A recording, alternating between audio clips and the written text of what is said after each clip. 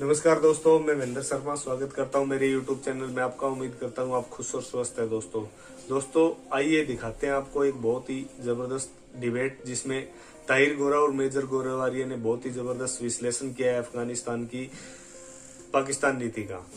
पाकिस्तान इसमें अपना कमीशन ढूंढ रहा है दोस्तों, क्योंकि जैसे मेजर गोरावारिया ने आप लास्ट में सुनोगे तो उसमें स्पष्ट बताया है कि पाकिस्तान एक ट्रेडर है, क्योंकि अभी हालिया जो हालात अफगानिस्तान में चल रहे हैं उन हालातों में अफगानिस्तान की बहुत ही बुरी स्थिति हो रही है। और ये फंड कहाँ से आएंगे, कहाँ नहीं जाएंगे, कौन सा देश फंड लगा रहा है, क्या कर रहा है, इसमें इससे पाकिस्तान के नेताओं और पाकिस्तान के मीडिया को पता नहीं क्या हो रखा है। ये अपने आप को बीच में घुसेड़ रहे हैं। तो आइए दोस्तों आपको दिखाते हैं ये डिबेट जिसमें ताहिर गोरा और मेजर गोरावारिया ने बहुत ही जबरदस्त और सटीक विश्लेषण किया है। और उससे भी पहले मैं आपसे रिक्वेस्ट करूं दोस्तों, अगर आप मेरे चैनल पे नए हैं तो मेरे चैनल को लाइक, शेयर एंड सब्सक्राइब जरूर करें दोस्तों। जय हिंद, वंदे मातरम, भारत माता की जय दोस्तों। लड़ते हुए तब जाके आजादी मिली। सुभाष चंद्र बोस की तो इंडियन नेशनल आर्मी थी, नेताजी की आधी इंडियन नेशनल आर्मी सर खत्म हो गई सर, शहीद हो गए वो लोग आधी। पता नहीं कितने लोग उसमें से खत्म हो गए सर। और कितने हमारे चंद्रशेखर आजाद हैं, हमारे शहीद भगत सिंह हैं, और Ashfaqullah and so many other people who laid down their lives for this country. तो तब जाके हमें आजादी मिली सर। 1857 की बात करें, फर्स्ट वॉर ऑफ इंडिपेंडेंस। तो अगर मैं इंडिया का ही एग्जाम्पल दूं, हमारे कितने लोग थे जिसकी वजह से हमें आजादी मिली, और कितने लोग हैं हमारी फौज के, आर्मी नेवी एयरफोर्स के, जो रोज अपनी जानें दे रहे हैं इस देश के लिए, तब जाके आजादी बरकरार है सर। क्योंकि एक बार आजादी मिलने से कुछ नहीं होता। अफगानिस्तान को भी 100 साल पहले मिल चुकी थी आजादी सर। दे हैव उनका कल ही इंडिपेंडेंस डे था अफगानों का। Yesterday only they celebrated their independence day. तो ये बड़ा दुख भी होता है कि मैंने पहली बार ऐसा अपनी लाइफ में देखा कि कोई मुल्क गुलामी में अपना इंडिपेंडेंस डे सेलिब्रेट कर रहा है। ये मैंने कभी देखा नहीं अपनी लाइफ में। आपने भी नहीं देखा होगा कि कोई मुल्क जो है अपना गुलामी में इंडिपेंडेंस डे सेलिब्रेट कर रहा है। लेकिन मैं सल्यूट करना चाहता हूँ, मैं सलाम पेश करना चाहता हूँ उन जो लोग हैं, जो आवाम है, बच्चे हैं, जो सड़क पे आए और तालिबान की गोलियों का सामना करते हुए उन्होंने अफगानिस्तान के झंडे लहराए सर। ये बड़ी बात है, ये छोटी बात नहीं है sir.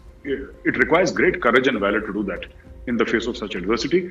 They've been dealt a bad deal in life. ठीक है, उनके लीडर्स ने धोखा दिया, सब लोगों ने धोखा दिया। मुझे अमेरिका जल्दी चला गया, रातों रात अमेरिका गायब हो गया, चाइना ने अपना गेम करा, वो सब करा, लेकिन ये लोग फिर अपने पैरों पे खड़े हो रहे हैं। बहादुर कौम है अफगान कौम, and they will fight sir. मैं उम्मीद से हूँ सर। आपको उम्मीद है, हमें भी उम्मीद है, लेकिन इस वक्त की जो ग्राउंड रियलिटी है, अभी आपने पीछे बात की कि फाइनेंशियली क्राइसिस, अभी सरकार पूरी तरह से बनी भी नहीं तो फाइनेंशियल क्राइसिस सामने है। इसके साथ साथ जो जियो पॉलिटिक्स के इशू हैं वो ये कि तालिबान बहरहाल इस वक्त वहाँ के करता धरता है। पाकिस्तान में भी इसके बहुत शादियाने एक तरह से बच रहे हैं, और बहुत सारे जियो पॉलिटिक्स के आर्टिकल्स भी छप रहे हैं। आपके चैनकिया फोरम पे भी आ रहे हैं, जिसकी वेबसाइट पे भी जाया जा सकता है, और ऐप्स जो हैं आपके दोनों, वो भी हमारे व्यूअर्स आईफोन की हो, एंड्रॉयड की हो, डाउनलोड करके पढ़ सकते हैं। वो सब एनालिसिस आपके हों और दुनिया के मीडिया के एनालिसिस हों, वो हमें ये बताते हैं कि पाकिस्तान में इसकी खुशी है और भारत में इसका गम है। इस पे कैसे आप देखते हैं? देखिए सर, भारत में गम नहीं है, भारत के लिए चैलेंज है। पाकिस्तान में जरूर खुशी, क्योंकि मैं आपको बताता हूं सर, 2-3 कारण हैं, वजूहात हैं क्यों पाकिस्तान खुश है। पहली चीज तो पाकिस्तान को यह लगता है कि अशरफ गनी उनके खिलाफ था, जो कि हो सकता है सच ही हो। अशरफ गनी उनके खिलाफ था, जो उनका जो मुखालफत करता था, और वो चला गया, एक ये खुशी है। दूसरी चीज, पाकिस्तान हर समय इंडिया को ब्लेम करता आया है कि भारतीय एजेंसियों ने क्या करा है कि हर समय अफगानिस्तान की जमीन इस्तेमाल करी है पाकिस्तान के ऊपर अटैक करने के लिए, चाहे तहरीक तालिबान पाकिस्तान हो या कोई भी अन्य टेररिस्ट आउटफिट हो। भारत ने ऐसा अफगानिस्तान की जमीन से ऐसा पाकिस्तान का मानना है सर। और तीसरी सबसे बड़ी बात है कि उनको कहीं ना कहीं ये लगता है कि जो कश्मीर है और तालिबान उनके लिए कश्मीर आजाद कर देगा, ये उनके मन की बात है। ये 2-3 चीजें हैं सर। तो मैं इसको ब्रीफली बता दूं कि सबसे पहली बात तो सर कि अशरफ गनी अगर उनके खिलाफ है तो ठीक है, कोई बात नहीं। इनकी भी डिप्लोमेसी कमजोर है पाकिस्तानियों की, और इन्होंने कभी अफगानिस्तान के लिए काम नहीं करा सर। आप एक नॉर्मल अफगान से पूछिए, जब उनके इंडिपेंडेंस डे के झंडे लगाए गए थे तो आम अफगानों ने पाकिस्तान हाय हाय, पाकिस्तान मुर्दाबाद के भी नारे लगाए थे सर वहां पे। They had those things. तो उन्होंने नारे भी लगाए वहां पे, और तो एक हेट्रेड है पाकिस्तान के लिए एक आम अफगानी की नजर में। हम तो चाइना जैसे नहीं है सर। हमने $3 बिलियन का अगर हमने इन्वेस्टमेंट वहां पे करा तो इन्वेस्टमेंट था नहीं, क्योंकि इन्वेस्टमेंट में रिटर्न होती है सर। इन्वेस्टमेंट में आप कहते हैं कि मैंने 3 बिलियन लगाया, मुझे 6 बिलियन चाहिए या 4 बिलियन चाहिए, मुझे कुछ वापस चाहिए। वापस तो हमने कभी मांगा नहीं, कोई एक कागज दिखा दे सबूत के तौर पे। अब तो भाई अगर हमने गवर्नमेंट के साथ कुछ साइन करा होगा, अफगानिस्तान की गवर्नमेंट के साथ, तो वो तो कागज तालिबान के हाथ में है ना। तालिबान इंटरनेट पे डाले उसको, बोले कि साहब इंडिया ने सूद मांगी थी, इंडिया ने रिटर्न मांगा था, पैसे वापस मांगे थे, प्रॉफिट मांगा था, कुछ बताएं। हमने डैम बनाया, सलमा डैम, हमने कुछ नहीं मांगा। हमने सड़कें बनाई, हमने कुछ नहीं मांगा। और ये सब तालिबान ने भी कहीं ना कहीं इसका जिक्र करा और बोला कि ठीक है, जो इंडिया ने बनाया हम शुक्रगुजार हैं और हम उसको तोड़ेंगे नहीं, और ये सब। तीसरी बात है कि इनको तालिबान कश्मीर दिलवा देगा। तो ये बात तो बिल्कुल मुझे ताहिर साहब, एक्चुअली मैं माफ कीजिएगा, मुझे समझ में नहीं आती। ठीक है, कश्मीर अगर पाकिस्तान को लेना है तो वो पाकिस्तान को लेना चाहिए, है ना। कभी इनको लगता है कि सर कभी चाइना दिलवा देगा इनको कश्मीर, इनका ये भी है ना कि हमें चाइना दिलवा देगा। फिर इनको कभी लगता है तुर्की दिला देगा, फिर कभी लगता है मलेशिया दिला देगा, फिर इनको लगता है कि OIC, organization of Islamic cooperation की जो कंट्रीज हैं वो दिलवा देंगी। फिर इनको अब आजकल इनको लगने लगा कि तालिबान, उम्मीद इनको सबसे है सर। अगर नहीं किसी से उम्मीद है तो जनरल कमर जावेद बाजवा से उम्मीद नहीं है इनको। अरे आप ही का नारा है ना, आप ही का मोटो है ना, ईमान तकवा जिहाद फी सबीलिल्लाह। ये तो पाकिस्तानी फौज का नारा है। पाकिस्तानी फौज का मकसद जिहाद है, उन्होंने खुद लिख रखा है, उनका वो मोटो है उनका। तो आप ये किस लिए है सर? ये पाकिस्तानी फौज या DHA के प्लॉट घेरने के लिए है? मुझे आज तक समझ में नहीं आई। आप पाकिस्तानी फौज को बोलिए कि भाई हमने 6-8 लाख की फौज क्यों पाल रखी है? आप कश्मीर क्यों नहीं छुड़ा सकते? क्यों हर समय भीख मांगते रहते हैं? कभी किसी से पैसा दे दो, लोन माफ कर दो, वैक्सीन दे दो, कश्मीर दिलवा दो। ये इनका हर समय सर हाथ इनका ऐसे ही रहता है। मैंने एक बात देखी है, 24 घंटे इनका हाथ ऐसे रहता है। अरे कभी तो ऐसा हाथ हो, कभी तो देने वाला हाथ हो कि जी हमने दिया तुमको। ये देने की किसी सूरत में है नहीं। तो यही इनकी फजूलियात है सर। ये अब मैं क्या बोलूं इसमें। तो ये स्ट्रेटेजिक थिंकिंग नहीं है पाकिस्तान में। It's highly tactical in nature sir, highly tactical. इनकी ये उस लेवल के ऊपर नहीं उठ पाए जहां पे ये बात करते हैं सर मुजाहिद हैं और जिहादी हैं और गाजी हैं। यही सब फजूलियात की बात है सर, फजूलियात की बात है। देखिए, तालिबान ने अपने कब्ज़े के बाद जो 2-3 प्रेस कॉन्फ्रेंसेस की हैं, उनमें बार बार उनका कहना है कि हम अपनी सरजमीन को किसी भी देश के ख़िलाफ़ इस्तेमाल नहीं होने देंगे। जब वो ये कहते हैं तो उनका ज़्यादा इशारा भारत और वेस्टर्न वर्ल्ड होता है। और फिर अभी कोई तजारत की बात हुई तो तालिबान ने फिर उनके स्पोक्स पर्सन ने कहा कि हम भारत के साथ तजारत भी बंद नहीं कर रहे। और जो एक्सपर्ट्स हैं वो ये कह रहे हैं कि तालिबान ऑफ कोर्स उनका एक नेचुरल रिलेशनशिप पाकिस्तान के साथ बनता है, मगर वो पाकिस्तान के लिए भी चैलेंज रहेंगे, क्योंकि पाकिस्तान की जो लाइन है, जो इमेजिनरी लाइन होती थी, इन्होंने फेंस बनाई है अभी कुछ सालों में, तो वो तालिबान भी शायद ना माने। एक तो ये मसला पाकिस्तान के लिए भी होगा, मगर इनका एक नेचुरल अलायंस भी होगा। भारत को क्या आफ्टर ऑल ऐसे खदशात हो सकते हैं, क्या चैलेंजेस हो सकते हैं अदर देन कश्मीर, अफगानिस्तान में तालिबान के आ जाने पर?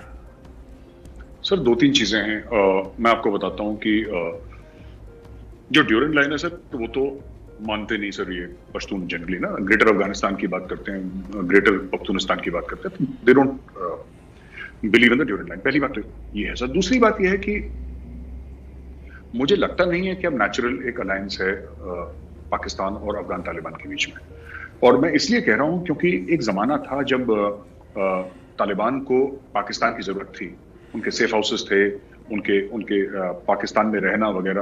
अब ये तालिबान जो है सर, ये तालिबान ने काफी, आपने देखा होगा कि किस तरीके से, ऐसी बात तालिबान ने कभी नहीं करी जैसे अभी तालिबान बात कर रहा है कि ट्रेड भी चलनी चाहिए, औरतें भी काम करेंगी। वो चाहे झूठी बोल रहे हो, चाहे स्क्रीन सेवर हो, fact of the matter is that ये तो है वहां पे ना सर। बात तो कर ही रहे हैं वो लोग। क्यों बात कर रहे हैं? क्योंकि ये तालिबान सर, ये सोशल मीडिया समझता है, ये मेन स्ट्रीम मीडिया समझता है। ये तालिबान जो है ये टेलीविजन का पावर समझता है सर, ये ट्विटर का पावर समझता है, फेसबुक का पावर समझता है। इसको पता है कि नैरेटिव बिल्डिंग क्या है, पब्लिक ओपिनियन क्या है, क्योंकि ये 20-21 साल भटके हैं और ये थोड़ा सा दीन दुनिया वाला तालिबान है, जिसने दीन दुनिया देखी है, जिसको पता है कि सब दुनियादारी क्या है, इस तालिबान को पता है। वो करेंगे वही चीज जो उनकी फितरत में है। अभी भी गोलियां चला रहे हैं क्राउड के ऊपर, वो बदलेंगे नहीं, लेकिन अब उनको पता है कि दुनिया की तरफ मैसेजिंग क्या होनी चाहिए। मुझे लगता है सर कि अब तक उस तालिबान को उतनी जरूरत नहीं रही पाकिस्तान की जितनी पहले वाले तालिबान को थी।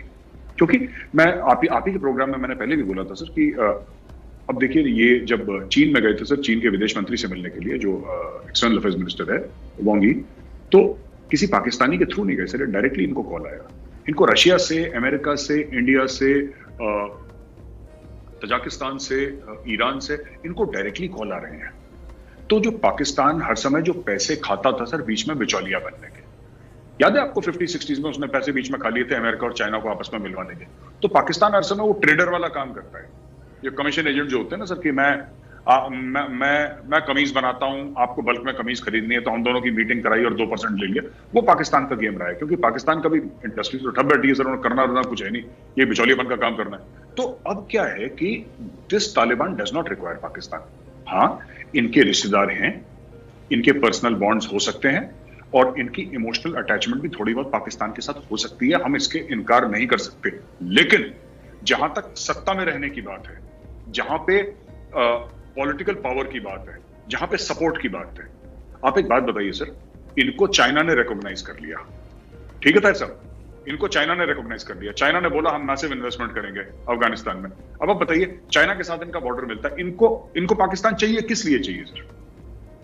रशिया ने बोला कि they are good people, they are sensible people, है ना जी। आमू दरिया पार करके तो आए थे रशियंस 79 में, फिर आमू दरिया पार करके 89 में चले गए, 10 साल के लिए यहाँ पे आए थे। रशियंस आर सेइंग, जो यूएसएसआर था, अब रशिया है टूट के, वो कह रहे हैं कि दे आर सेंसिबल पीपल। कल अगर इनको रशिया रिकॉग्नाइज कर लेता है, इनके पास, इनके जिसका दोस्त रशिया हो, जिसका दोस्त चाइना हो, दोनों permanent members of the United nation security council, ठीक है, दोनों अपने लेवल पे सुपर पावर्स, ठीक है। अमेरिका को लोन सुपर पावर मानते हैं, लेकिन Russia is also no less a power sir, Russia is still a very big power, China is an economic power house, ठीक है सर। आपको, उनको क्यों चाहिए पाकिस्तान, किस लिए चाहिए पाकिस्तान? क्या पाकिस्तान दे, कैसे? पैसे दे नहीं सकता उनको पैसे दे नहीं सकता, उनको पाकिस्तान से हथियार नहीं चाहिए। भाई आपको चाहिए होंगे, आप रशिया से मांग लेंगे ना। और रशिया को अफगानिस्तान आने के लिए पाकिस्तान से आने की जरूरत नहीं है, चाइना को अफगानिस्तान आने के लिए पाकिस्तान की जरूरत नहीं है। तो पाकिस्तान तो बस देखिए, पाकिस्तान का जो सेल बाय डेट जिसको कहते हैं पैसा, वो खत्म हो गई है, ठीक है। अब वो ठीक है, जो थोड़ी बहुत है दिल की बातें हैं, इतने साल रहे हैं पाकिस्तान को, पाकिस्तान में जिसके बच्चे पैदा हुए हैं, वो थोड़ा बहुत इमोशनल अटैचमेंट है। लेकिन जो हम रियल बात करते हैं पॉलिटिक्स की, हम बात रियल करते हैं सत्ता की, रूलिंग की, उसके लिए उनको पाकिस्तान की जरूरत अब नहीं है इस तालिबान को।